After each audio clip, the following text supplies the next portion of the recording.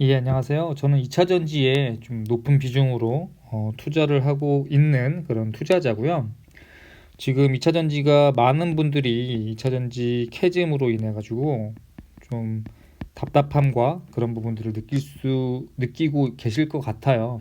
저도 마찬가지고요. 근데 일단은 우리가 2차 전지가 지금 왜 캐즘에 빠져 있는지, 그리고 언제쯤 이 캐즘을 벗어날 수 있는지를 알아야 되는데요. 이거에 대해서 정말 많은 시간 동안 설명해 주시는 전문가분들은 많아요. 하지만 너무 또 내용이 길다 보니까 우리가 그럼 핵심이 뭐지? 해서 핵심을 놓치는 경우가 있어서 제가 간단하게 정리를 좀 해서 좀 쉽게 여러분들한테 설명을 드리고자 이렇게 방송을 켰습니다. 일단은 우리가 2차 전지가 주가가 올라가는 게 목적이잖아요. 2차 전지 주가가 올라가려면 어떻게 해야 되겠어요?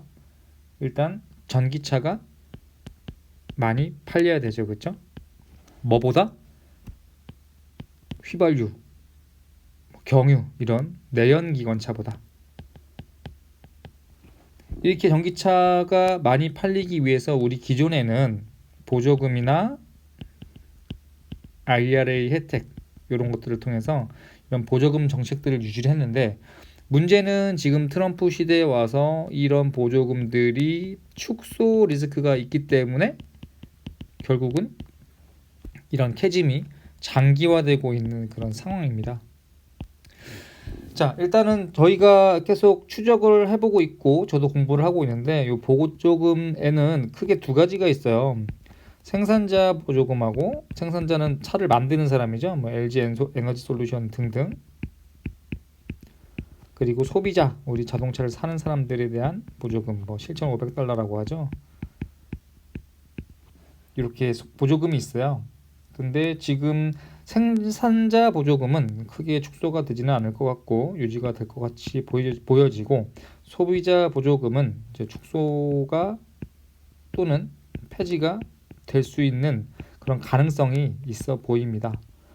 자, 그래서 우리가 장기적으로 봤을 때는 전기차에 대한 그런 미래가 올 거라는 거는 확실해 보여요. 왜냐? 우리 뭐 자율주행, 그리고 또 기타 편의 기능, 우리가 일반 폰에서 스마트폰으로 넘어오면서 굉장히 많은 편의 기능들이 생겨났잖아요. 그거하고 마찬가지로 자동차도 이런 전기차 시대가 도래를 하면서 우리가 기존에 몰랐던 그런, 사용하지 못했던 그런 편의 기능들이나 이런 자율주행, 요즘은 또 뭐 자동차를 부르면, 호출하면 테슬라 같은 경우는 내가 있는 곳까지 자동차가 무인으로 이렇게 운전해서 딱 도착하는 이런 신기능들도 있더라고요. 우리가 아직까지 경험해 보지 못했던 이런 기능들을 전기차에서만 구현할 수 있다고 합니다. 전기차가 내연차 대비해서 유리하다고 해요. 그래서 결국은 이 전기차에 대한 시대는 올 거는 자명해요. 하지만 이게 언제 올 건데, 그렇다고 한다면 그거는 시간이 조금 필요하다. 왜냐? 일단 전기차하고 내연차 중에서 가격 경쟁력이 있어야 사람들이 지갑을 열 거잖아요. 근데 아직까지는, 기존에는 보조금 등으로 가격에 키 맞추기를 했었는데 지금 이 보조금 축소 리스크가 있다 보니까 뭐 내연차도 그렇고 전기차도 그렇고 가격 차이가 크게 나지 않는다면 사람들은 내연차를 굳이 버리고 전기차를 사야 되는 그런 부분, 메리트들은 많이 없어지게 되죠.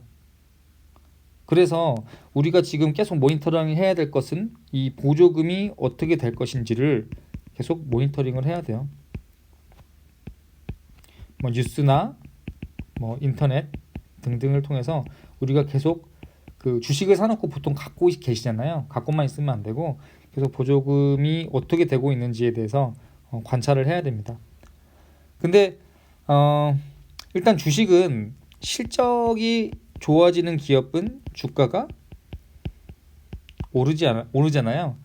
근데 이거보다 더 빠른 게 있어요. 실적이 나오기 전에도 이 심리나 기대감이 있으면 주가는 올라요. 그리고 이 심리나 기대감으로 올랐던 주가가 실망감으로 바뀌면 주가는 내려가고요. 근데 지금 현재 2차 전지에 대한 심리나 기대감은 어때요? 굉장히 안 좋습니다. 이러한 보조금 축소에 대한 리스크가 있기 때문에 굉장히 좋지 않은 상황이에요. 그러다 보니까 지금 당장은 사람들이 굳이 지금 2차 전지를 살 필요성을 못 느끼고 있는 상황이죠. 그래서 대부분의 전문가분들은 이제 거의 바닥이 다 왔다, 이제 더 내려가기에는 좀 어렵다라고 얘기는 하지만 언제 다시 2차 전지 주가가 반등할지는 아무도 모릅니다. 근데 다만 우리는 이거를 뉴스나 이런 기사들을 모니터링을 하면서 이 보조금이 어떻게 되는지를 계속 관찰을 해야겠죠. 그리고 대응을 해야 됩니다. 두 번째는 뭐예요? 결국은 보조금이라는 것은 아까 말씀드린 전기차와 내연차의 경쟁이에요. 근데 더 중요한 게 있어요. 전기차 안에서도 중국과 한국, 뭐 일본도 있지만 중국과 한국의 경쟁이라고 보시면 됩니다. 중국은 어때요? 중국 LFP 배터리, 그리고 한국은 주요 배터리가 NCM이죠.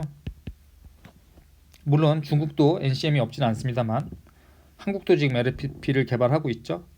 근데 일단 현재 메인은 요거예요. 근데 중국은 어때요? 일단 싸죠.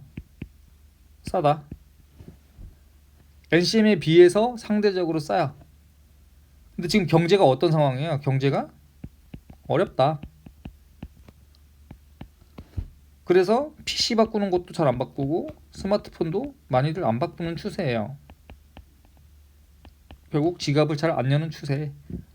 이런 추세에서 조금 더 비싸지만 성능이 좋은 NCM을 살 것이냐, 조금 더 싼 차를 살 것이냐. 당연히 이런 상황에서는 싼 차가 많이 팔릴 수밖에 없는 구조죠, 현재는. 그래서 지금은 중국이 굉장히 유리합니다. 유럽 같은 경우도 중국이 더 한국보다 그 침투율이 더 높고요. 이거는 인정할 수밖에 없는 상황입니다. 그런데 이거를 뒤집을 수 있는 카드가 하나 있죠. 관세.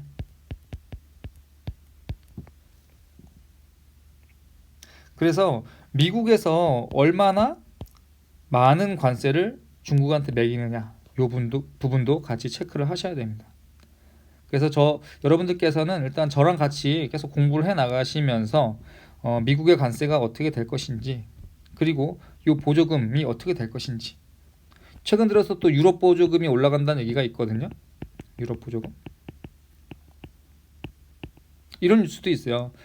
그 유럽이 CO2 규제를 완화한다는 얘기가 있어요. 이건 안 좋은 거고요. 유럽에서 보조금 준다라는 건 좋은 뉴스예요. 그러니까 좋은 것과 좋지 않은 것이 지금 혼재되어 있는 상황. 그래서 우리는 이 관세와 이 보조금이 어떻게 바뀌는가, 요거에 두 눈을 크게 뜨고 예의주시를 해야 됩니다. 자, 오늘 방송 좀 얘기가 길었는데 다음 시간에 다시 또 이어서 하도록 하겠습니다. 여러분 좋은